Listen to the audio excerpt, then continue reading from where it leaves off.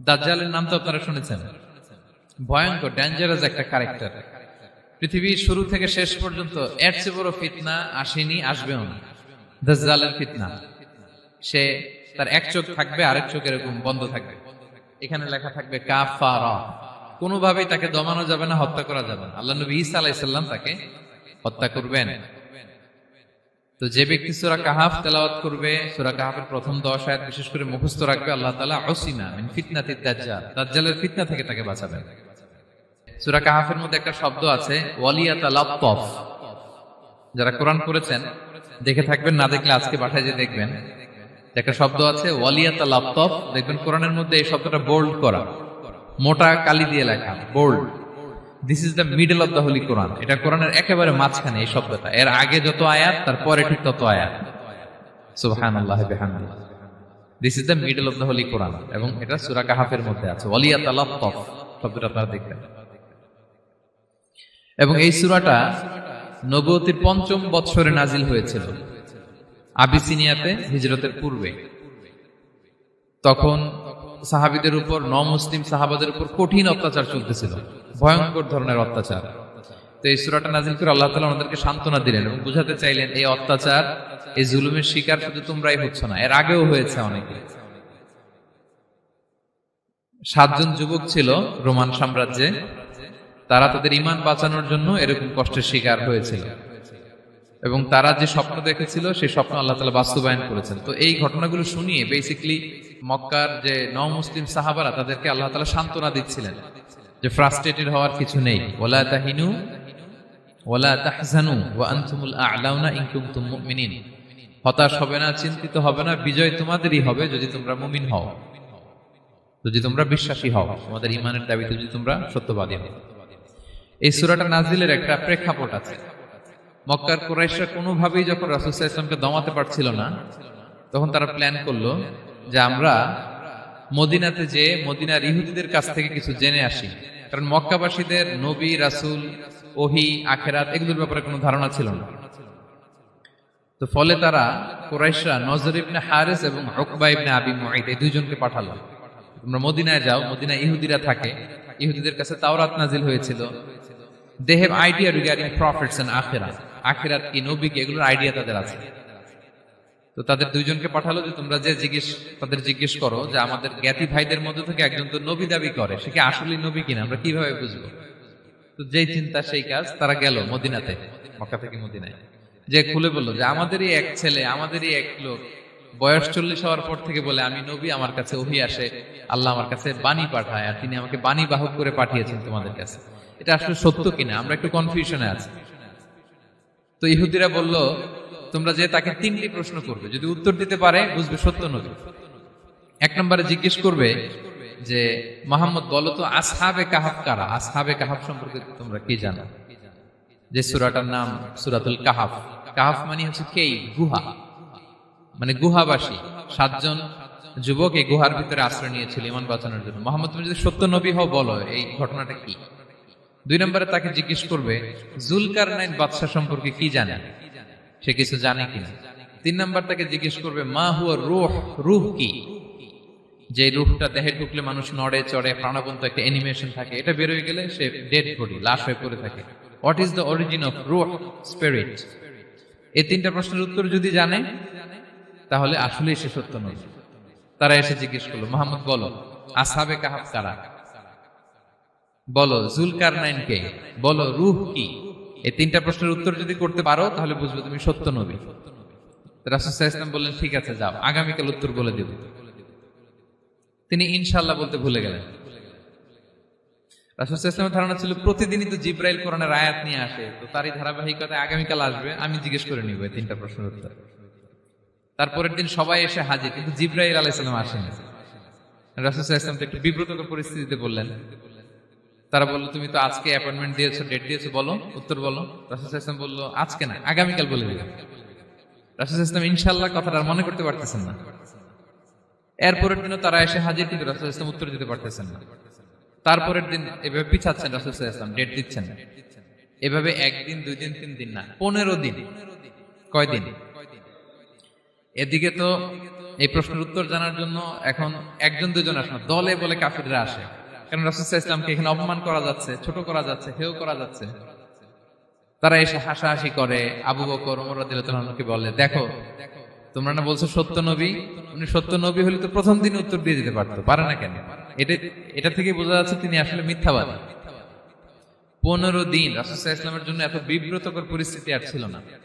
15 দিন পর আল্লাহ তাআলা আয়াত নাযিল করলেন, ওয়ালা তাকুলান্না বিশাইইন ইন্নী ফাইলুন যালিকা গাদা ইল্লা আইয়াশা আল্লাহ। অর্থাৎ হে নবী, ভবিষ্যতের কোনো কাজে যখন ওয়াদা দিবেন, কমিটমেন্ট করবেন, আপনি আইয়াশা আল্লাহ মানে ইনশাআল্লাহ বলা ছাড়া কখনো দিবেন না। রাসূল সাল্লাল্লাহু আলাইহি ওয়াসাল্লামকে শিক্ষা দেওয়ার মধ্য দিয়ে বেসিক্যালি আল্লাহ তাআলা গোটা মুসলিম উম্মাহকে শিক্ষা দিলেন, আমাদেরকে শিক্ষা দিলেন, যাতে আমরা ভবিষ্যতের কাজে আগে ইনশাআল্লাহ বলি। তো রাসূল সাল্লাল্লাহু আলাইহি ওয়াসাল্লাম লেসনটা পেলেন। এরপর আল্লাহ তাআলা উত্তর জানিয়ে দিলেন, আম হাসিবিতা আন্না আসহাবাল কাহফি ওয়ার রহিম কানু মিন আয়াতিনা আজাবা। টানা 2 পৃষ্ঠা উত্তর দিলেন আসহাবুল কাহফ কারা। তাওরাত, জাবুর, ইনজিলে কোথাও এত বিস্তারিত উত্তর নাই আসহাবে কাহফের ব্যাপারে। আল্লাহ তাআলা আল কাহফ, সূরাতুল কাহফ নামে গুহাবাসীদের নামে একটা সূরা দিলেন, বিস্তারিত 2 পৃষ্ঠায় বর্ণনা করলেন তারা কারা। কুরাইশরা তো তাআজ্জুব বনে গেল, ঘটনা কি, মুহাম্মদের উত্তর কিভাবে জানলো? সে তো কারো কাছে পড়ে নাই, লেখে নাই, এই দেশের বাইরেও কোথাও যায় নাই। দ্বিতীয় প্রশ্ন ছিল যুলকারনাইনকে আল্লাহ আয়াত নাযিল করলেন, ওয়াসআলুনাকা আন যিলকারনাইন কুল সাআতলু আলাইকুম মিনহু যিকরা। টানা আল্লাহ তাআলা প্রায় 1.5 পৃষ্ঠা, 1 পৃষ্ঠারও বেশি যুলকারনাইনের ঘটনা শোনালেন। আর রূহের কথা শোনালেন সূরা আল ইসরাতে, ওয়াসআলুনাকা আনির রূহ কুলির রূহু মিন আমরি রাব্বি ওয়া মা উতীতুম মিনাল ইলমি ইল্লা কালিলা। রূহ এটা আল্লাহর স্পেশাল একটা অর্ডার, আল্লাহর আদেশে এটা ঢুকে আল্লাহর আদেশে বের হয়। এটা কেউ ছুঁতে পারে না, ধরতে পারে না, দেখতে পারে না। এটা আল্লাহর পক্ষ থেকে একটা মিরাকেল। 3টা প্রশ্নের উত্তর যখন আল্লাহ তাআলা দিয়ে দিলেন, রাসূল সাল্লাল্লাহু আলাইহি ওয়াসাল্লাম তাদেরকে সাবলীল ভাষায় শুনিয়ে দিলেন। তারা অবাক হয়ে গেল। এইটা হচ্ছে সূরাতুল কাহফ নাজিল হওয়ার প্রেক্ষাপট। এরকম একটা সিচুয়েশনে নবুয়তির 5ম বছরে আল্লাহ তাআলা এই সূরাটা নাজিল করেছেন। এই সূরার কিছু ফজিলত আছে। রাসূল সাল্লাল্লাহু আলাইহি ওয়াসাল্লাম জুমার দিনে এই সূরাটা আমাদেরকে তেলাওয়াত করতে বলেছেন। আপনারা তেলাওয়াত করেন তো? সূরা কাহফ যদি জেনে না থাকেন আজকে থেকে করবেন। রাসূল সাল্লাল্লাহু আলাইহি ওয়াসাল্লাম বলেছেন যে জুমার দিনে যে এই সূরা কাহফ তেলাওয়াত করবে, মান ক্বারা সূরাতাল কাহফি ফি ইয়াউমিল জুমআতি আদাআ লাহু মিনান নূরি মা বাইনাল জুমআতাইন। 2 জুমার মাঝখানে আল্লাহ তাআলা এই জুমার সময়টাকে তার জন্য আলোকিত করে দেয়। কি করে দেয়? আলোকিত করে দেয়। একটা নূর তার জন্য সেট করে, এই নূর তাকে হেদায়েতের পথে অবশিষ্ট রাখে। এটা হচ্ছে একটা। তাহলে জুমার দিন আমরা সূরা কাহফ তেলাওয়াত করব, মনে করি এটা সুন্নাহ। জুমার দিনের সুন্নাহগুলোর মধ্যে থেকে একটা সুন্নাহ হচ্ছে সূরা কাহফ তেলাওয়াত করা। আবার আরেকটা হাদিসে রাসূল সাল্লাল্লাহু আলাইহি ওয়াসাল্লাম বলেছেন, মান হাফিযা 10 আয়াতিন মিন আউয়ালি সূরাতিল কাহফি উসিমা মিন ফিতনাতিদ দাজ্জাল। যে ব্যক্তি সূরা কাহফের প্রথম 10 আয়াত মুখস্থ করবে সে দাজ্জালের ফিতনা থেকে মুক্তি পাবে। তা আমরা দাজ্জালের ফিতনা থেকে বাঁচতে চাই কি চাই না? আমরা যেন সূরা কাহফের প্রথম 10 আয়াত মুখস্থ করি, সূরা কাহফ যেন জুমার দিন আমরা তেলাওয়াত করি। So now the question arises, what is the relationship of Suratul Kahf with Dajjal? দাজ্জালের সাথে সূরা কাহফের রিলেশনটার কারণ কি? একটা মেকানিজম তো এখানে আছে। এত সূরা থাকে, রাসূল সাল্লাল্লাহু আলাইহি ওয়াসাল্লাম কেন বলেন যে সূরা কাহফ পড়লে দাজ্জালের ফিতনা থেকে বাঁচবে? কারণটা কি? এর কারণ হচ্ছে দাজ্জাল আমাদেরকে যে সমস্ত জিনিস দিয়ে ফিতনায় ফেলবে, ওই ফিতনাগুলোর সলিউশন আল্লাহ তাআলা সূরা কাহফের ভিতরে রেখে দিয়েছেন। দাজ্জাল 4টা জিনিস দিয়ে আমাদেরকে ফিতনায় ফেলবে। That's trial of faith, 1 number. ঈমানের পরীক্ষা সে আমাদেরকে ফেলবে, আমাদের বিশ্বাস নিয়ে ছিনিমিনি খেলবে সে। এটার সলিউশন আছে সূরা কাহফ, আমি বলবো আস্তে আস্তে। 2 নম্বরে দাজ্জাল আমাদেরকে ফিতনায় ফেলবে, দ্য ট্রায়াল অফ ওয়েলথ, সম্পদ দিয়ে সে আমাদেরকে ফিতনায় ফেলবে। 3 number the trial of knowledge, জ্ঞান দিয়ে সে আমাদেরকে ফিতনায় ফেলবে। 4 number the trial of power, ক্ষমতা দিয়ে সে আমাদেরকে ফিতনায় ফেলবে। দাজ্জাল 4টা জিনিস দিয়ে আমাদেরকে পরীক্ষায় ফেলবে। কয়টা? 1 হচ্ছে ঈমানি পরীক্ষা, 2 হচ্ছে সম্পদ দিয়ে পরীক্ষা, 3 হচ্ছে জ্ঞান দিয়ে পরীক্ষা, 4 হচ্ছে ক্ষমতা দিয়ে পরীক্ষা। সে ঈমানের পরীক্ষায় আমাদেরকে ফেলবে। সে এসে বলবে আমি তোমার রব, এবং এটা প্রমাণ করার জন্য যা যা দরকার আল্লাহ তাআলা তাকে সব দিবেন। সে সব করতে পারবে। সে বলবে আমি তোমার রব। যদি বিশ্বাস না হয়, তোমার বাবাকে যদি জীবিত করে বিশ্বাস করবে? অনেকে বলবে হ্যাঁ আমার আব্বাকে জীবিত করে দেখান। তো তার বাবাকে ঠিকই সে জীবিত করে ফেলবে। আসলে শয়তান তার বাবার সুরাত নিয়ে সামনে দাঁড়াবে। আরে তাই তো, এটাই তো আমার বাবা, এটাই তো আমার দাদা। মানুষ ফিতনায় পড়ে যাবে, ইমানের ফিতনায়। সে ভাববে আসলে এটাই বোধহয় আমার রব। এবং তাকে এত ক্ষমতা দেয়া হবে, তার ডান দিকে থাকবে জান্নাত, বাঁ দিকে জাহান্নাম। তার কাছে আল্লাহ এটা দিবে। যে তার কথা শুনবে তাকে সে জান্নাতে ঢুকাবে, কিন্তু জান্নাতে ঢুকে সে জাহান্নামের শাস্তি ভোগ করবে। এটা তার বাইরের মানুষ বুঝবে না, অ্যাপারেন্টলি এটা জান্নাত। আর যে তাকে মানবে না তাকে সে জাহান্নামে ফেলবে, কিন্তু জাহান্নামে ঢুকলেও সে জান্নাতের নাজ নেয়ামত ভোগ করবে। তাহলে এই যে ইমানের ফিতনায় সে ফেলে দিবে আমাদেরকে। তো ইমান কি করে বাঁচাবো, এটা সলিউশন আমি শোনাবো আপনাদের। 2 নম্বরে, সে আমাদেরকে সম্পদ দিয়ে ফিতনায় ফেলবে। যার যা লাগবে সে তাই দিতে পারবে, যা লাগবে। সে যদি আকাশকে বলে আকাশ বৃষ্টি দাও, যাকে তারা মানবে ওই এলাকায় বৃষ্টি হবে, সুজলা সুফলা শস্য শ্যামলা হবে সে সমস্ত এলাকা, ফল মূলে ভর্তি হবে, বরকত আর বরকত। আর যে এলাকার লোকেরা, জনপদের লোকেরা তাকে মানবে না, সে বলবে ওখানে বৃষ্টি হবে না, হবেও না।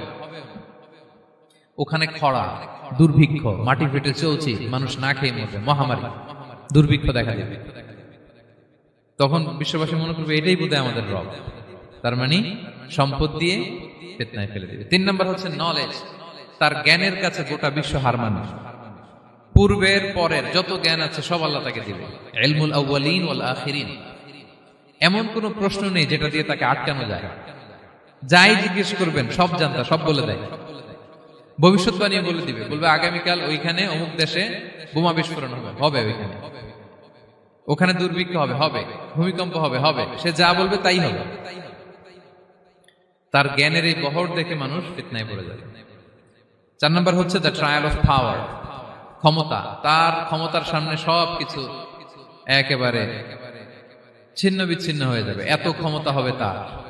সে যেমনটি বলবে তেমনটি করতে হবে। বাতাসের চেয়ে দ্রুত বেগে সে এক দেশ থেকে আরেক দেশে চলে যাবে।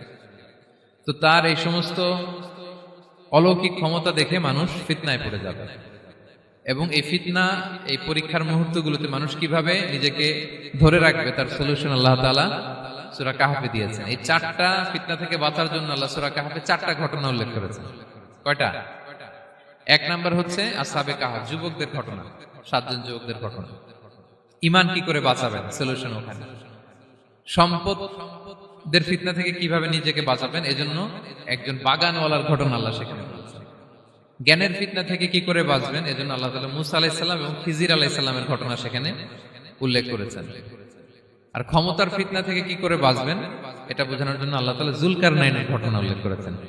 4টা ফিতনা থেকে বাঁচার জন্য কয়টা ঘটনা? 4টা ঘটনা। আমরা তাহলে একটা একটা করে ঘটনা শুনি, আমরা একটু উদ্ধার করার চেষ্টা করি যে কি কি সলিউশন আল্লাহ তাআলা আমাদের বাতলে দিলেন। 1 নম্বর হচ্ছে আসহাবে কাহফের ঘটনা। এটা 250 খ্রিস্টাব্দের সময়কালে রোমান সাম্রাজ্যের একজন বাদশা ছিল, নাম দাকিয়ানুস। প্রতাপশালী বাদশা, পৌত্তলিক, মূর্তির পূজা করে। ঈসা আলাইহিস সালাম বিদায় নিয়েছেন, 200-250 বছর হলো। তো সব নবীর ধর্মই কিন্তু ইসলাম, যদিও আমরা নাসারা বলি, ইহুদি বলি, সব নবীদের ধর্মই কি ইসলাম। তো তিনি ছিলেন পৌত্তলিক, মূর্তির পূজা করত। আর তার এলাকায় কেউ যদি ঈসা আলাইহিস সালামের নাম নিত, আখিরাতে বিশ্বাস করত, আল্লাহ বিশ্বাস করত, তাদেরকে তারা পাথর মেরে হত্যা করত। এজন্য ভয়ে কেউ ঈসাই ধর্মে ঈমান আনতো না, মানে ইসলামে ঈমান আনতো না। এই রাজার ভয়ে সবাই মূর্তির পূজা করত। কিন্তু 7 জন যুবক ছিল, তারা স্রোতে গা ভাসিয়ে দেয়নি। স্রোতের বিপরীতে তারা ঈমান নিয়ে দাঁড়িয়েছে। তারা ঈসা আলাইহিস সালামের রেখে যাওয়া সত্য ধর্মের উপর ঈমান এনেছিল, আখিরাতে তারা বিশ্বাস করত। তো এই 7 জন যুবকের কথা ছড়াতে ছড়াতে রাজা দাকিয়ানুসের কাছে চলে যায়। উনি তো রেগে মেগে আগুন, ডেকে পাঠালো 7 জনকে। তো তাদেরকে জিজ্ঞেস করলো তোমরা কাকে মানো? বলতেছে এক আল্লাহকে মানি। সাহসী, খুবই সাহসী। বলতেছে তুমি কি জানো তোমরা কার সামনে কথা বলতেছো? আমি তো তোমাদেরকে মৃত্যুদণ্ড দিতে পারি। তারা বলে দেন, কিন্তু আমরা সব বিসর্জন দিলেও ঈমান বিসর্জন দিতে পারবো না। সুবহানাল্লাহ। তিনি বললেন তোমরা যুবক মানুষ, রক্ত গরম, আবেগে কথা বলতেছো, 3 দিন সময় দিলাম, যাও ঈসার নাম ভুলে যাও, আখিরাত ভুলে যাও, আল্লাহর নাম ভুলে যাও। 3 দিন পরে তোমাদেরকে আবার ইন্টারভিউ নেব। ওই দিন যদি একই কথা বলো, পাথর মেরে 7 জনকে দুনিয়া থেকে উড়িয়ে দেবে। তারা চলে গেল। এবার 7 বন্ধু মিলে পরামর্শ করতে লাগলো, কি করতে পারি আমরা, এই গুণে ধরা সমাজকে আমরা কিভাবে বাঁচাবো, এই পৌত্তলিকতার ছোবল থেকে এই ইফসিস নগরীকে বাঁচাবো কি করে। নগরীটার নাম ছিল ইফসিস নগরী। বর্তমানে এটা তুরস্কের ইজমির শহরে অবস্থিত। এখনো জায়গাটা প্রত্নতাত্ত্বিকদের ওই ইয়েতে এটা সংরক্ষিত, এখনো টুরিস্টরা যায়। তো তারা বলল, আমরা ঈমান বিসর্জন দিব না, যদি আমরা ওদের কথা মেনে নিই আমরা তো মুশরিক হয়ে গেলাম, চলো আমরা এক কাজ করি, আমরা এলাকা ছেড়ে দিই। এই 7 যুবক আল্লাহর উপর ভরসা করে তারা বাড়ি ঘর আত্মীয় স্বজন সব ছেড়ে দিয়ে, লোকালয় ছেড়ে দূরে একটা পাহাড়ের ভেতরে আশ্রয় নিল। পাহাড়ের ভেতরে একটা গুহা ছিল, এই গুহা কি আরবিতে বলে আল কাহাফ। কি বলে? এই সূরার নাম কি? সূরাতুল কাহাফ। তো তাদের সাথে সাথে একটা কুকুরও যাচ্ছিল। তারা বারবার তাড়িয়ে দেওয়ার চেষ্টা করতেছিল কুকুরটাকে, যাতে না যায়, কিন্তু কুকুর শুধু কান্না করে তাদের সাথে যাওয়ার জন্য ঘেউ ঘেউ করতেছিল। এই কুকুরটাকেও সাথে নিল। ভালো মানুষদের সাথে থাকলে কি হয় দেখেন, এই কুকুরের কথা, যেহেতু 7 জন ইমানদারের সাথে একটা কুকুর ছিল, এই কুকুরের কথা আল্লাহ সূরাতুল কাহাফে উল্লেখ করে দিয়েছেন। ওয়া কালবুহুম বাসিতুন যিরাআইহি বিল ওয়াসিল। তো তারা ভিতরে গেল, যে প্রচন্ড ক্লান্ত, তারা ঘুমিয়ে পড়ল। কি করলো? এই এক ঘুমে আল্লাহ 309 বছর কাটাই দিলেন। কয়শো 9 বছর? 9 বছর ঘুম, সব ঘুম, প্রচন্ড ঘুম, ঘুম যেন আর কাটে না। 309 বছর পরে এরা জাগলো। এখন খুব ক্ষুধা, ঘুমে আর মোর ভাঙতেছে। আর একজন জিজ্ঞেস করতেছে, কি লম্বা সময় ঘুম দিলাম বোধহয় আমরা? একজন বলতেছে, হ্যাঁ মনে সারাদিনই ঘুমাইছি আমরা। আরেকজন বলতেছে, না না সারাদিন না, দিনের কিছু অংশ হয়তো ঘুমাইছি। আসলে কয় বছর ঘুমাইছে? 309 বছর। তো এদিকে সভ্যতার তো চেঞ্জ। এখানে ওই দাকিয়ানুস মরে, এর ছেলে মরে, এর নাতি মরে, পুতি মরে, এখন 6ষ্ঠ নম্বর রাজা আসছে। প্রজন্মের পর প্রজন্ম তো শেষ। 309 বছরে কমপক্ষে 4-5টা জেনারেশন চেঞ্জ হবে। তো জেনারেশন চেঞ্জ হয়ে, এলাকা চেঞ্জ হয়ে, তারা যে স্বপ্ন দেখেছিল এই ইফসিস নগরীতে কালিমার পতাকা উঠবে, তাদের স্বপ্ন আল্লাহ বাস্তবায়ন করেছেন। 309 বছরের ব্যবধানে এই এলাকার সবাই মুসলিম হয়ে গেছে। আল্লাহ চাইছিলেন ওদেরকে দেখাবে এটা, যে স্বপ্নটা যে বাস্তবায়ন হয়েছে এটা দেখাবে। তো ঘুম থেকে উঠছে, একজনকে তারা বললো যে লুকায় লুকায় চাদর মুড়ি দিয়ে কিছু রুটি নিয়ে আসো বাজার থেকে, যাতে তোমাকে না চিনে। চাদর মুড়ি দিয়ে যাও। কিছু পয়সা ছিল, মুদ্রা দিয়ে দিছে। তো সে যে যখন দোকানদারের কাছ থেকে রুটি নিছে আর মুদ্রা দিছে, দোকানদার বলে, এই মুদ্রা কোত্থেকে আসলো? 309 বছর আগে মালয়েশিয়াতে রিঙ্গিট ছিল কিনা জানি না, যেভাবে ওরা ট্রানজাকশন করতে পারে, যেটা ছিল ওইটা যদি এখন কেউ দেয়, রাজধানী বিলাসে খাবার পাওয়া যাবে? হ্যাঁ। তো রুটিওয়ালা বলে, তুমি বর্তমান সময়ের মুদ্রা দাও, এটা দিচ্ছ কেন? বলতেছে, এটা তো বর্তমান সময়ের মুদ্রা। বলতেছে, এই যে মুদ্রার মধ্যে দেখো কোন সালের সিল দেওয়া, এটা তো শত শত বছর আগে। বলতেছে, কি বলে শত বছর আগে?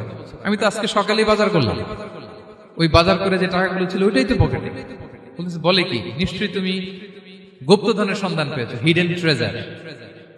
বলো। মানে তার সাথে এদের কথাবার্তা কিছু মিলতেছে না। পরে তাকে ধরে ওই সময়কার রাজার কাছে নিয়ে গেছে। ওই রাজা আবার মুসলিম, সবাই মুসলিম তখন।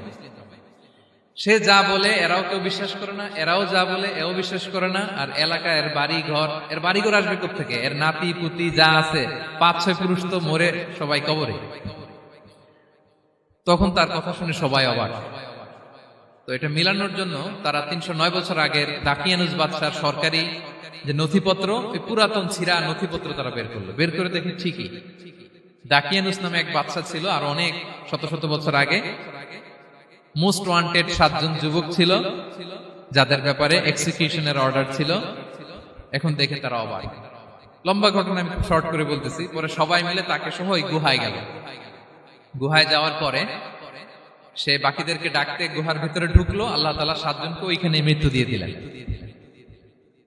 চিরকালের জন্য এই 7 জন ঘুমায় পড়লো। আর এলাকাবাসী, রাজা সহ এখানে তারা একটা মসজিদ নির্মাণ করলো। This is the story of আসহাবে কাহাফ। তো এলাকাবাসী যদিও মুসলিম হয়েছিল, কিন্তু আখিরাতের ব্যাপারে তাদের একটা সন্দেহ ছিল, যে আসলে মানুষ মরার পরে কি আবার জীবিত হবে? মৃত্যুবরণ করার পরে আবার মানুষ জীবিত হবে? তাদের মনের মধ্যে একটা সন্দেহ ছিল যে আসলে মারা গেলে মানুষ আবার উঠতে পারে। তাদের এই সন্দেহ দূর করার জন্য আল্লাহ তাআলা এই 7 জনকে 309 বছর ঘুম পাড়িয়ে আবার জীবিত করলেন। সুবহানাল্লাহ বিহামদিহি। তাহলে ঈমান কিভাবে বাঁচাতে হয় এটার প্রেরণা আমরা এই 7 যুবকের কাছ থেকে পাই। এখানে যেটা আমরা শিখি প্রিয় ভাইরা, 1 নম্বর লেসন হচ্ছে আমাদের গুড কোম্পানি লাগবে, রাইটাস পিপল, মানে আমাদের সার্কেলটা ভালো হইতে হবে। তাদের 7 জনের সার্কেলটা খুব ভালো ছিল, ফলে তারা বিপথে যায় নাই এবং তারা এমন শক্ত সিদ্ধান্ত নিয়েছে যে আল্লাহ তাআলা সেটাতে বরকত দিয়েছেন, গোটা সমাজকে আল্লাহ তাআলা চেঞ্জ করে দিয়েছেন। এটা হচ্ছে 1 নম্বর লেসন। আপনি ঈমান বাঁচাতে হলে আপনার সার্কেল ভালো লাগবে। খুঁজবেন যে এলাকায় যাবেন ওখানে নামাজি সার্কেল কারা আছে, ওখানে জ্ঞানী গুণী সার্কেল কারা আছে, ওখানে ভালো কাজ করতে চায়, একে অপরকে সহযোগিতা করে, কল্যাণের পথের যাত্রী কারা আছে খুঁজতে হবে আপনাকে। খুঁজে ওই সার্কেলে আপনি যুক্ত হবে, তাইলে ঈমান বাঁচানো যাবে। ক্লিয়ার? 2 নাম্বার হচ্ছে conflict between believers and disbelievers it's universal. সত্য মিথ্যার লড়াই এটা চিরন্তন, আজীবন থাকবে। এটা ওনাদেরও ছিল, এখনো আমাদের লড়াই করে যেতে হচ্ছে, আমাদের ভবিষ্যৎ প্রজন্মও করবে। এই লড়াইটা আমরা করে যেতে চাই। কি বলেন? হ্যাঁ, থামা যাবে না? আমরা থামতে আসিনি, আমরা এই লড়াইটা করে যাব, আমরা সত্যের কথা বলেই যাব ইনশাআল্লাহ। বলেন। 3 নাম্বার হচ্ছে যে লেসনটা আমরা পাই, অনেকগুলো লেসন, আমি খুব প্রেসাইজলি বলতেছি। যুবকরা চাইলে একটা সমাজকে পাল্টে দিতে পারে। এই পৃথিবীতে যত বড় বড় বিপ্লব হয়েছে এগুলো যুবকরা এনেছে। তারা হচ্ছে সভ্যতা গড়ার কারিগর। আসহাবে কাহাফ আমাদের এই সময়ের নওজওয়ানদের জন্য প্রেরণা, তারা আমাদের জন্য প্রেরণার বাতিঘর। তারা যেমনি ঈমানকে রক্ষা করেছে, আমাদের যুবকরা চাইলেও তাদের ঈমানি চেতনাতে স্পিরিট দিয়ে সমাজটাকে পাল্টে দিতে পারে। কি বলেন? এখানে বেশিরভাগই তো যুবক। হ্যাঁ, গুড সার্কেলে থাকবেন তো আপনারা? সত্যের পক্ষে সবাই থাকবেন তো? আল্লাহ তাআলা কবুল করুন। আচ্ছা, এবার 2 নাম্বার ছিল সম্পদের ফিতনা, কিভাবে বাঁচবেন। আসহাবে কাহাফের পরে সূরা কাহাফে আল্লাহ তাআলা একজন বাগানওয়ালার ঘটনা বলেছে। 2 জন বন্ধু, একজন একটু গরিব, সে বিশ্বাসী, আরেকজন ধনী, সে অবিশ্বাসী। তাকে আল্লাহ তাআলা বিশাল বড় খেজুরের বাগান আর আঙ্গুরের বাগান দিয়েছেন, বিশাল বড়, অনেক বড় বিজনেস ম্যাগনেট। তো এই সম্পদের অহংকার সে করত। সে প্রায় তার গরিব বন্ধুকে বলতো যে তোর চেয়ে আমার সম্পদও বেশি, সন্তানও বেশি, জনবল বেশি, লোকবল বেশি, অর্থবল বেশি, সব বেশি। অহংকারে তার পা মাটিতে পড়তো না। আর সে আখিরাতে অবিশ্বাস করত এবং সে বলতো যে এই সম্পদ আমারে বাঁচাবে, চিরকাল আমাকে স্মরণীয় করে রাখবে, এই সম্পদ কোনোদিন যাবে না। অনেক বড় বড় ধনীরা আছে, তারা এরকম মনে করে যে আমি এত বড় সিআইপি, হ্যাঁ, আমি এত বড় বিজনেস ম্যাগনেট, এই দিন বোধহয় আর চেঞ্জ হতে পারে না, আমার আজীবনই বোধহয় এত পাওয়ার থাকবে, এত সম্পদ থাকবে। এটা ভুল ধারণা। এটা কি ভুল ধারণা? এই যে তুরস্কে দুর্ভিক্ষ হইল না, আপনারা দেখছেন না যে অনেক সম্পদের মালিক বাড়ি ঘর ভেঙে রাস্তার ফকির। এখন ওই যে ডিফিউজিদের জন্য যে খাবার আসছে ওখানে লাইনে দাঁড়াইছে, কারণ এখন লাইনে না দাঁড়ালে খাবারও তো মিলবে না। 1000 কোটি টাকার মালিক ছিল, ভেঙে চুরে সব শেষ। এখন রিলিফের নেওয়ার জন্য দুস্থদের কাতারে ওখানে দাঁড়াইছে, কারণ দাঁড়াইলেই কিছু খাবার পাওয়া যাবে, খিচুড়ি পাওয়া যাবে, তা না হলে তো খাবারটাও মিলবে না। এই যে বঙ্গবাজারে আগুন লাগলো আমাদের বাংলাদেশে, 20টা-25টা দোকান ছিল অনেকের যাদের অন্যান্য বিজনেস আছে তারা হয়তো সার্ভাইভ করতে পারতেছে, কিন্তু এমন অনেক ব্যবসায়ী ছিল সব শেষ, জ্বলে পুড়ে, তার টাকা পয়সা পুঁজি স্বপ্ন সব শেষ। তো ধনীকে গরিব বানাতে আল্লাহর 1 সেকেন্ডও লাগে না। ওই বিশাল প্রাসাদ থেকে টেনে ভাঙ্গা থালা হাতে দিয়ে রাস্তায় নামাইতে আল্লাহর কয় সেকেন্ড লাগে বলেন তো? 1 সেকেন্ডও লাগে না। সো এই লেসনটা কিন্তু আমাদের নিতে হবে। এবং ওই ব্যক্তির নসিবে তাই ঘটেছিল। সে যখন অহংকার করতেছিল, আল্লাহ তাআলা আকাশ থেকে হুসবান একটা আগুন পাঠালো। ওই আগুন এসে তার আঙ্গুরের বাগান, তার খেজুরের বাগান, বিশাল মাইলকে মাইল এই বাগান জ্বালিয়ে পুরো মুহূর্তের মধ্যে সারখার করে, এবং মুহূর্তের মধ্যে সে পথের ভিখারি, ফকির। এই ঘটনাটা এনে আল্লাহ তাআলা সম্পদশালীদেরকে রিমাইন্ডার দিলেন যে এই সম্পদের ফিতনায় তোমরা পড়ে যেও না। আমরা সম্পদশালী হলে বাস্তবতা অনেক সময় ভুলে যাই। সূরাতুল হুমাজাতে আল্লাহ তাআলা বলেন ইয়াহসাবু আন্না মালাহু আখলাদা। সম্পদশালীরা মনে করে এই সম্পদ আমাকে চিরকাল বাঁচিয়ে রাখবে, চিরকাল বোধহয় এই সম্পদ আমার হাতে থাকবে। না, এটা হাতের ময়লা, আজ আছে কাল নাই, যে কোনো সময় চলে যেতে পারে। এটা হচ্ছে ম্যাটেরিয়ালিস্টিক আউটলুক, বস্তুবাদী চিন্তা থেকে এই আমাদের ধনী ভাইদের এই সমস্যাটা হয়। ভোগবাদী চিন্তার প্রভাব আর কি। সম্পদ যখন হাতে থাকে ধরাকে সরাজ্ঞান করে, মনে করে যে সবই আমার কন্ট্রোলে। না, আপনারে ওই গরিবের কাতারে আনতে, ওই রিলিফের সম্পদ নেয়ার জন্য ওই লাইনে দাঁড় করাইতে আল্লাহর 1 সেকেন্ডও লাগে না। এটা খেয়াল রাখতে হবে। আমরা যখন প্রাইভেট কারে চড়ি, মাঝে মাঝে অনেকে এসে হাত পাতে, এদেরকে ছোট করা যাবে না। গল্পটা আল্লাহ ভিন্ন করতে আল্লাহর 1 সেকেন্ডও লাগে না। ওইদিকে আমি দাঁড়ায় হাত পাততাম আর উনি প্রাইভেট কারে বসে থাকতো। আল্লাহ চাইলে এরকম করতে পারতেন না? পারতেন। তো এখান থেকে আমাদের জন্য শিক্ষা হচ্ছে, সম্পদ এটা ক্ষণস্থায়ী, আজ আছে কাল নাই। এটা ক্ষণস্থায়ী, এটাকে এভারলাস্টিং মনে করা যাবে না। এভারলাস্টিং হচ্ছে আখিরাত। ওয়ালাল আখিরাতু খায়রুল লাকা মিনাল উলা, আখিরাত তোমার জন্য দুনিয়ার চেয়ে শ্রেষ্ঠ। এবং আল্লাহ তাআলা দৃষ্টান্ত একটা দিয়েছেন যে দুনিয়ার জীবনটা হচ্ছে কামা, ওই পানির মতো, যেটা আনজালনাহু মিনাস সামা, আকাশ থেকে নাজিল করেছি। ওই পানি ক্ষেতের মধ্যে পড়ে ফসল, ফুল ফসল হয়েছে। এরপরে যখন ফসল কাটা হয়, ওই ক্ষেত খামার এগুলো তৃণলতা হয়ে যায়, ভুসির মতো হয়ে যায়। তখন বাতাসের ঝাপটায় একবার এদিকে যায়, একবার ওদিকে যায়। অনেক লম্বা উপমা, আমি সংক্ষেপে বললাম। তো শেষ আউটপুটটা হচ্ছে এটা, সম্পদ এটা মুহূর্তেই চলে যেতে পারে। সম্পদ উপার্জন জায়েজ আছে, মুসলিমরা সম্পদ উপার্জন করতে পারবে, কোনো অসুবিধা নাই। আপনি যদি ধনী হন এটা ভালো, ফলে আপনি যাকাত দিতে পারবেন, অসহায় দুস্থদের সহায়তা করতে পারবেন, কন্ট্রিবিউট করতে পারবেন। আপনি সম্পদ হাতের মুঠোয় নেবেন, কন্ট্রোল করবেন, কিন্তু এই দিকে স্থান দিবেন না। দ্যাটস ইট, তাহলেই হবে। আমরা সম্পদ কি করতে পারবো? উপার্জন করতে পারবো, কিন্তু হৃদয়ে স্থান দিতে পারবো না। হৃদয়ে স্থান থাকবে আখিরাতের। এই মাইন্ডসেট যদি আপনি গড়ে তোলেন, তাহলে সম্পদের ফিতনা আপনি কখনো পড়বেন না। এই পয়েন্টটা কি ক্লিয়ার সবার? ক্লিয়ার। 3 নাম্বার ফিতনা ছিল কিসের ফিতনা দেখি কে বলতে পারে? প্রথমটা হচ্ছে বিশ্বাস বা ঈমানের ফিতনা, 2 নাম্বার হচ্ছে সম্পদের ফিতনা, 3 নাম্বার জ্ঞানের ফিতনা। জ্ঞানেরও কিন্তু ইলমেরও একটা গরম আছে। যার ইলম আছে তার মধ্যে এই সমস্যাটা কাজ করে। সেটার জন্য আল্লাহ তাআলা মুসা আলাইহিস সালাম, খিজির আলাইহিস সালামের ঘটনা বলেন। আমি খুব সংক্ষেপে বলবো, সময় কম। মুসা আলাইহিস সালাম হচ্ছে বনি ইসরাইলের নবী, আর খিজির আলাইহিস সালাম কেউ বলেছেন নবী, কেউ বলেছেন আল্লাহর ওলি। আসলে আরবিতে ওনার নাম খদির, আমরা বাংলায় বলি খিজির। খদির মানে সবুজ। উনি যে কোনো জায়গায় বসলে ওখানে মরা গাছ, লতা পাতা এগুলো সবুজ হয়ে যেত। অনুর্বর এলাকার উপর দিয়ে হেঁটে গেলে ওটা উর্বর হয়ে যেত। তো মুসা আলাইহিস সালাম একবার ওয়াজ করতেছেন এইভাবে বনি ইসরাইলের সামনে, খুতবা দিচ্ছেন। হঠাৎ এক লোক দাঁড়ায় বলে, ইয়া নবী আল্লাহ, মান আ'লামু ফিল আরদ, বর্তমান পৃথিবীতে সবচেয়ে জ্ঞানী কে? মুসা আলাইহিস সালাম বলেন, ফাকালা আনা, আমি। কি বললেন? উনি আসলে ভুল কিছু বলেন নাই, কারণ প্রত্যেক জামানার নবীকেই আল্লাহ তাআলা সবচেয়ে বেশি জ্ঞান দিয়ে পাঠান, কারণ তার কাছে ওহীর জ্ঞান আসে, অদৃশ্যের খবর আসে, ইলমুল গায়ব আসে। কিন্তু এই উত্তরটা আল্লাহ তাআলার পছন্দ হয় না। আল্লাহ তাআলা চাচ্ছিলেন মুসা যদি বলতো আল্লাহ তাআলাই জানে কে জ্ঞানী বা আল্লাহই সবচেয়ে জ্ঞানী, এরকম হলে ভালো হতো। কিন্তু মুসা আলাইহিস সালাম কি বলছে? আমি। এখন প্রশ্ন করলো সবচেয়ে বড় জ্ঞানী কে? উনি কি বললেন? আমি। এই যে আমি এটাতে ঝামেলা আছে। আমি বড়, আমি জানি, আমি সব, দিস ইজ প্রবলেমেটিক। আল্লাহ এটা পছন্দ করলেন না। আল্লাহ তাআলা মুসা আলাইহিস সালামকে বললেন, মুসা তুমি যে বলছো তুমি জ্ঞানী, না তুমি জ্ঞানী না, তোমার চেয়ে বড় জ্ঞানী আছে। মুসা আলাইহিস সালাম বলে, তাই নাকি? আমার চেয়ে বড় জ্ঞানী কে?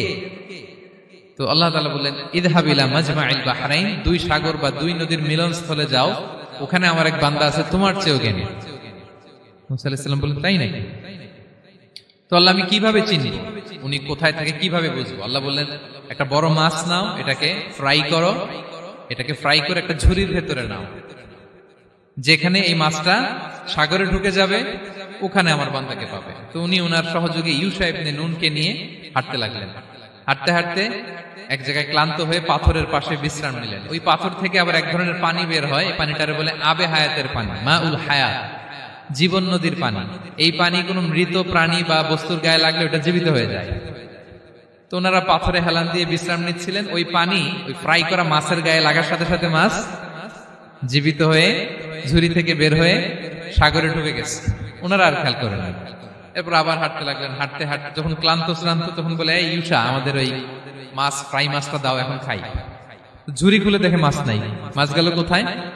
তখন ইউশা বললো, হয়তো আমরা যে পাথরের ওখানে বিশ্রাম নিয়েছিলাম ওখানে আমরা মিসিং, ওখানে হারাই ফেলছি। চলো চলো, আরে ওইদিকে তো যাইতে হবে আমাদের। উনি গেলেন, যে দেখে মাছ যে জীবিত হয়ে বালুর দিকে নাড়াচাড়া করতে করতে সাগরে ঢুকে গেছে, ওখানে দাগ আছে। মুসা আলাইহিস সালাম ঢুকলেন সুরঙ্গ, ঢুকে দেখে চাদর গায়ে দিয়ে এক লোক শুয়ে আছে। সালাম দিলেন, আসসালামু আলাইকুম। ওই লোক চাদর আর সরায় না, ভিতর থেকে বলতেছে ওয়ালাইকুম আসসালাম। তো চাদরের ভিতর থেকে উনি বলে মান আন, তুমি কে? মুসা আলাইহিস সালাম বললেন আনা মুসা, আমি মুসা। উনি বলেন মুসা বনি ইসরাইল, বনি ইসরাইলের মুসা? বললেন হ্যাঁ। কেন এসেছো? এবার চাদর খুললেন, বলতেছে আপনার কাছ থেকে কিছু শিখতে আসছি। আল্লাহ বলছে আপনি নাকি সবচেয়ে বড় জ্ঞানী। আমি ভুল করে বলে ফেলছিলাম আমি, আল্লাহ বলছেন যে আপনি নাকি জ্ঞানী। বলতেছে না, তুমি আমার জ্ঞান নিতে পারবে না, ওই ধৈর্য শক্তি তোমার নাই। মুসা আলাইহিস সালাম বললেন যে আপনি যে কোনো শর্তে আমাকে একটু রাখেন কয়েকদিন আপনার সাথে, আমি রাজি। বললেন না তুমি পারবে না। মুসা আলাইহিস সালাম জোর করতে লাগলেন, অবশেষে খিদির আলাইহিস সালাম রাজি হলেন। বললেন শর্ত হচ্ছে আমি যাই করি আর না করি আমাকে কোনো প্রশ্ন করা যাবে না। মুসা আলাইহিস সালাম বললেন ওকে। সফর শুরু হলো। সামনে নদী, এক লোক তাদের নৌকা দিয়ে নদী পার করায় দিল। নদী পারাপারের পর খিজির আলাইহিস সালাম লাঠি দিয়ে নৌকার তলাটা ছিদ্র করে দিলেন। মুসা আলাইহিস সালাম বললেন ইন্না লিল্লাহি, এটা আপনি কি করলেন? ওরা আমাদেরকে নদী পার করে দিল, আর যে ভাড়াটা আসছিল এটাও নিল না, আমাদেরকে সম্মান দেখালো, আপনি নৌকা ছিদ্র করে দিলেন। খিজির আলাইহিস সালাম বলছে এই যে আমি বলছিলাম না তুমি ধৈর্য ধারণ করতে পারবে না, যাও তোমার রাস্তায় তুমি, আমার রাস্তায় আমি। মুসা আলাইহিস সালাম আবার ক্ষমা চাচ্ছেন যে আপনি আমার ক্ষমা করেন, আমি তো ভুলে গেছি, আর প্রশ্ন করবেন না। চলতে লাগলেন। হঠাৎ বাচ্চারা খেলতেছে, এক বাচ্চাকে ধরে হত্যা করলেন খিজির আলাইহিস সালাম। এবার তো মুসা আলাইহিস সালাম রেগে গেছে, আপনি করলেনটা কি? নিষ্পাপ ফুলের মতো শিশুকে হত্যা করলেন। খিজির আলাইহিস সালাম বলে এই যে আমি জানতাম যে তুমি ধৈর্য ধারণ করতে পারবে না, তোমার রাস্তা এক, আমার রাস্তা এক, যাও। এবার মুসা আলাইহিস সালাম করজোর করতেছে যে this is the last chance, একটা ফাইনাল চান্স দেন, একটা সুযোগ দেন, আর আমি প্রশ্ন করবো না, এটাই লাস্ট। বলেন ওকে ঠিক আছে। হাঁটতে হাঁটতে এক ইহুদি বসতির সামনে যে হাজির, দুজনই খুব ক্ষুধার্ত, খাবার চাইলো, এরা আবার কৃপণ, খাবার দিল না। তো খিজির আলাইহিস সালাম বললেন ঠিক আছে, খাবার যেটা দিচ্ছেন আমরা চলে যাই। যাওয়ার পথে দেখতেছে এই এলাকার একটা দেয়াল ভেঙে পড়ে যাবে। তিনি বললেন মুসা চলো এটা ঠিক করে দেই। দুইজন মিলে প্রচন্ড ক্ষুধায় এটা সেটা এনে দেয়ালটা তৈরি করতেছে। মুসা আলাইহিস সালাম তো এমনি রাগী, পেটে আবার ক্ষুধা, আবার বলছে কিছু বলাও যাবে না। তিনি এবার প্রশ্ন করেন, বলতেছে ওরা এত কিপটামি করলো আর আপনি এটা করে দিলেন, আপনি তো চাইলে এটা টাকা নিতে পারতেন, পারিশ্রমিক নিতে পারতেন চাইলে। এই কথা বলার পর খিজির আলাইহিস সালাম বললেন হাযা ফিরাকু বাইনি ওয়া বাইনি, এখানেই তোমার আর আমার সেপারেশন, আর সামনে আগানো যাবে না, তোমার কোনো ধৈর্যই নেই। তো এতটুকু তোমাকে আমি বলি যে আমি একটাও আল্লাহর আদেশ ছাড়া করি নাই, আল্লাহর আদেশে আমি করেছি। কি? এক নম্বর হচ্ছে ওই যে আমাদের ভাড়া নিতে চাইলো না, আমাদেরকে পার করে দিল, নৌকাটা ছিদ্র করেছি কারণ এই এলাকায় একজন জালিম বাদশাহ আছে, সে নৌকা পেলেই গরিব মাঝিদের নৌকা সিজ করে নিয়ে যায়। তো এটাকে যখন তলায় ছিদ্র করে দিছি, রাজার লোকেরা এসে দেখবে যে এটা তলা ছিদ্র, পানি ঢুকতেছে, এটা নিবে না, ওরা পরে সামহাও এটা রিপেয়ার করে চালাইতে পারবে। মুসা আলাইহিস সালাম বলে সুবহানাল্লাহ, তাই তো, এটা তো আমি বুঝতে পারি নাই। আর ওই ছোট শিশুটাকে হত্যা করছি, ও অনেক বড় জালিম হবে এলাকা, তার ফিতনায় এলাকাবাসী তটস্থ থাকবে, সে তার মা বাবাকেও জাহান্নামে নেবে। এজন্য আল্লাহ তাআলা আদেশ দিয়েছেন আমাকে, আল্লাহর আদেশে আমি তাকে হত্যা করেছি। মুসা আলাইহিস সালাম বললেন তাই তো, এটা তো অনেক ভালো কাজ করছেন। তাইলে তো বলতেছে তাহলে ওইটা বলেন, খাবারও দিল না, এত কৃপণ, এদের দেয়াল কেন ঠিক করতে গেলেন আপনি?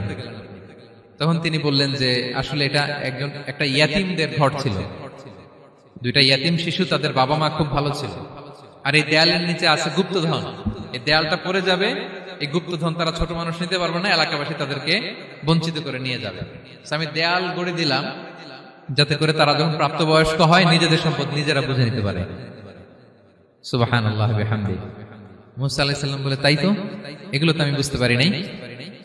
তো এই ছিল খুব সংক্ষিপ্ত পরিসরে মুসা আলাইহিস সালাম খিজির আলাইহিস সালামের ঘটনা। তো রাসূল সাল্লাল্লাহু আলাইহি ওয়াসাল্লাম বুখারীতে একটা চমৎকার কথা বলেছেন, তিনি বলেছিলেন ওয়াদিদনা আন্না মুসা সাবার হাত্তা ইউকাসসা আলাইনা মিন আমরিহিমা। রাসূল সাল্লাল্লাহু আলাইহি ওয়াসাল্লাম বলেছিলেন ইস, আমার ভাই মুসা যদি আরেকটু ধৈর্য ধরতো তাহলে আরো কিছু অজানা তথ্য আমরা জানতে পারতাম। এখান থেকে, এই ঘটনা থেকে আমরা কি শিখলাম? প্রথম যেটা আমরা শিখলাম, জ্ঞান নিয়ে বড়াই করতে নেই, ঠিক কিনা? জানার কোনো শেষ নেই, জাননেওয়ালার উপরও জাননেওয়ালা আছে, জ্ঞানীর উপরও জ্ঞানী আছে। আপনি কিছু জেনেই মনে করবেন না আমি সব জানি, আপনার চাইতেও বেশি জ্ঞানী অনেকে আছে। অনেক সময় বক্তার চাইতেও শ্রোতারা অনেক জ্ঞানী। হয়তো এখানে এমন অনেক জ্ঞানী লোক আছে যার ধারে কাছেও আমরা কেউ নেই, হতে পারে। সো আমি সব জানি, এটা ভুল, এটা শয়তান বলে। এটা কে বলে? শয়তান বলে। আবু নাওয়াস একটা কবিতা লিখেছেন, ওয়াকুল লিমান ইয়াদঈ ফিল ইলমি ফালসাফাতান হাবাসতা শাইআন ওয়া গাবাত আনকা আশিয়াউ। কেউ যদি বলে আমি সব জানি, তুমি তাকে বৃদ্ধাঙ্গুলি দেখিয়ে বলো আপনি কিছুই জানেন না, আপনি অল্প কিছু জেনেছেন, জানার এখনো অনেক বাকি। তাহলে মুসা আলাইহিস সালামের এই ঘটনা জিজ্ঞেস করা হলো কে জ্ঞানী, উনি বললেন আমি জ্ঞানী। এরকম কি আমরা কখনো বলবো না? সবচাইতে বড় জ্ঞানী কে? ওয়া ফাওকা কুল্লি যী ইলমিন আলিম, সবচাইতে বড় জ্ঞানী আল্লাহ তাআলা। সো জ্ঞান নিয়ে আমরা অহংকার করব না। 2 নম্বর যে শিক্ষাটা আমরা পাই, ওই যে নৌকা দিয়ে পারাপার হচ্ছিল, তখন একটা চড়ুই পাখি এসে সাগরের মধ্যে মুখ দিয়েছিল। তো খিজির আলাইহিস সালাম বললেন, মুসা তুমি কি চড়ুই পাখিটা দেখতে পাচ্ছ? হ্যাঁ দেখতে পাচ্ছি। চড়ুই পাখিটা যে সাগরে মুখ দিলে দেখতে পাচ্ছ? হ্যাঁ দেখতে পাচ্ছি। তখন খিজির আলাইহিস সালাম বললেন, চড়ুই পাখিটা সাগরে মুখ দিয়ে পানি খাওয়ার পরে চড়ুই পাখির ঠোঁটে বা চঞ্চুতে যতটুকু পানি লেগে আছে, এই পানিটা হচ্ছে তোমার আমার এবং মহাবিশ্বের আমাদের সকলের জ্ঞান, আর এই মহাসাগরের সকল পানি হচ্ছে আল্লাহ তাআলার জ্ঞান। আল্লাহ তাআলা বলেছেন, ওমা উতিতু মিনাল ইলমি ইল্লা কালিলা, আমি তোমাদেরকে একেবারে অল্প জ্ঞান দিয়েছি, একেবারে অল্প। এই রহস্যে ঘেরা এই মহাবিশ্বের অনেক কিছু আমাদের অজানা। প্রিয় ভাইরা, আমরা অনেক কিছু জানি না, আমাদের এই লিমিটেড নলেজ এগুলো ধরে না, তারপর আমরা জ্ঞানের বড়াই করি। আপনারা উপমাটা বুঝতে পারছেন? একটা নৌকা থেকে চড়ুই পাখি ঠোঁট দিয়ে পানি খাচ্ছে, পানি খাওয়ার পরে স্বভাবতই চড়ুই পাখির ঠোঁটে একটু পানি তো লাগবে। খিজির বললেন যে এই পানিটা হচ্ছে তোমার আমার পৃথিবীর সবার জ্ঞান, আর এই সাগরের বাকি পানিগুলো কার জ্ঞান? এবার বুঝতে পারছেন আল্লাহ তাআলার জ্ঞানের পরিধি। আমরা জ্ঞান নিয়ে যেন কখনো কি না করি, বড়াই না করি। জ্ঞান 2 ধরনের, একটা বাহ্যিক জ্ঞান, একটা অন্তর্নিহিত জ্ঞান। External knowledge, internal knowledge. আমরা যখন কোরআন হাদিস পড়ি আমাদের বাহ্যিক জ্ঞান অর্জন হয়। কোরআন হাদিস পড়লেই আপনি জ্ঞানী হয়ে যান। এটা কোরআন হাদিস পড়তে হয়, এটা ডাইজেস্ট করতে হয়, এটার উপর আমল করতে হয়। এই জ্ঞান অর্জন শেষে এরপরে আল্লাহর প্রিয় বান্দাদেরকে আল্লাহ অন্তরে ইলমের নূর দেন, ইলহাম দেন। That is the knowledge, that is the pure knowledge. আপনি হাফেজের কোরআন হয়ে ভাবেন না আপনি সব জানেন, আপনি বুখারী মুখস্থ করে ভাবেন না সব জানেন। এই সব জ্ঞান অর্জন করার পরে ইলমের নূর হাসিল হয়, সেটা আল্লাহ সবারে দেয় না।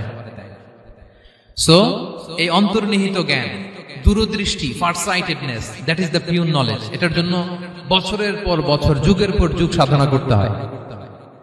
সেটার জন্য এই জ্ঞান অর্জনের জন্য 3টা জিনিস করতে হয় ইলমের নূর অর্জনের জন্য। কয়টা? 1 হচ্ছে বিনয়, 2 হচ্ছে সফর, 3 হচ্ছে সবর।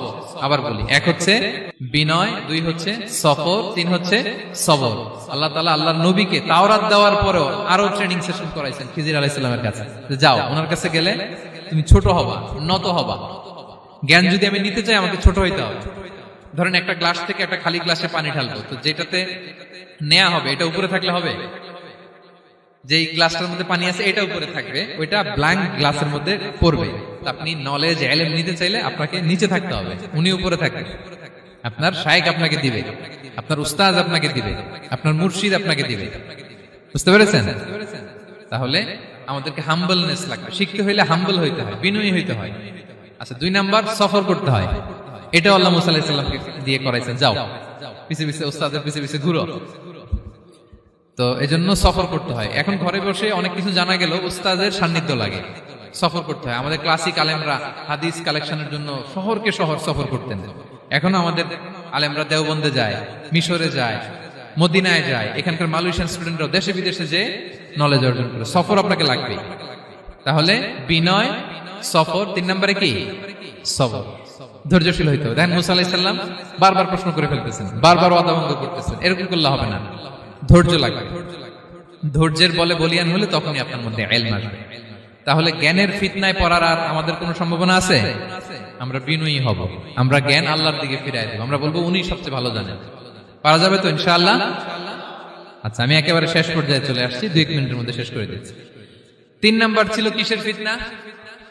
4 নাম্বার ক্ষমতার ফিতনা। এই ফিতনা থেকে বাঁচার জন্য সর্বশেষ আল্লাহ তাআলা যুলকারনাইনের ঘটনা বলেছেন।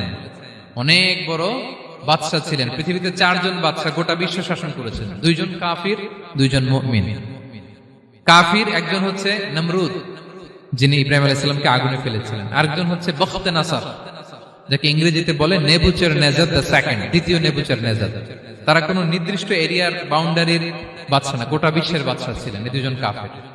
আর 2 জন বাদশা ছিলেন গোটা বিশ্বকে শাসন করেছেন, তারা ছিলেন মুমিন। একজন হচ্ছে সুলাইমান আলাইহিস সালাম, আল্লাহর নবী। আরেকজন হচ্ছে জুলকারনাইন, গোটা বিশ্ব শাসন করেছেন, প্রাচ্য থেকে পাশ্চাত্য সব জায়গায় তিনি গিয়েছেন, ইসলামের বাণী প্রচার করেছেন, জালিমদেরকে শায়েস্তা করেছেন। তো এরকম দিক বিদিক তিনি জয় করতেছিলেন। অনেকে জুলকারনাইনকে আলেকজান্ডার দ্য গ্রেটের সাথে গুলিয়ে ফেলে না। ম্যাসিডোনিয়াতে যে আলেকজান্ডার দ্য গ্রেট ছিল, উনি আর জুলকারনাইন এক নন।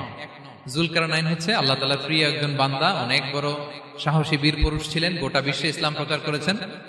করতে করতে করতে করতে অনেক বড় ঘটনা, আমি সব শেষের ঘটনাটা বলি। উনি জর্জিয়া, বর্তমান যে জর্জিয়ার তিবলিসি এরিয়া, এখানে এসে একটা এলাকার সন্ধান পেলেন, যারা ওনাকে এসে বলল যে এখানে একটা জঙ্গলি গ্রুপ আছে যাদের নাম ইয়াজুজ মাজুজ, তারা এসে আমাদের উপর হামলা করে। হে জুলকারনাইন, আমরা আপনাকে ট্যাক্স কালেক্ট করে দিচ্ছি, আপনি তাদের মাঝে আর আমাদের মাঝে একটা প্রাচীর তৈরি করে দেন।